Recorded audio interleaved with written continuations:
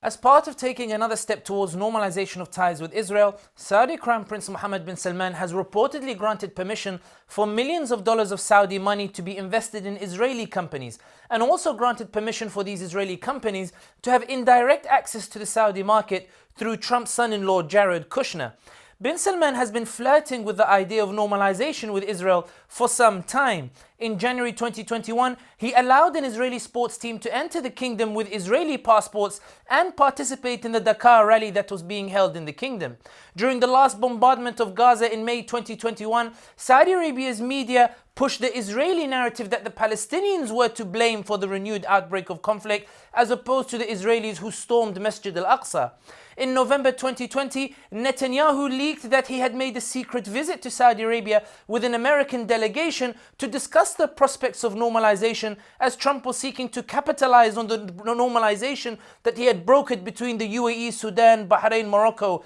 and Israel. However, this does not mean that Saudi Arabia intends to officially normalize ties with Israel anytime soon. Qatar's former Prime Minister Hamad bin Jassim told France 24 in November 2018 that, quote, when the Arabs get close to Israel, it's not because they like the Israelis, but rather they believe that Israel is the key to the Congress and the White House. And it is in this context that two important points become clear. The first is that bin Salman has not given up on Washington, and that his claims that he is looking eastwards towards China is more bluff than a serious pivot. The dangling of the prospect of normalization with Israel suggests that he wants Tel Aviv to help him lobby the White House in his favor. In other words, he has not given up on the White House. The second point to note is that bin Salman's investing in Jared Kushner suggests that he truly believes that a Republican government will be far more favorable towards him, and that given the increasing momentum in his favor that has seen Macron and Boris Johnson visit him in Riyadh, that has seen Qatar reconciled into silence,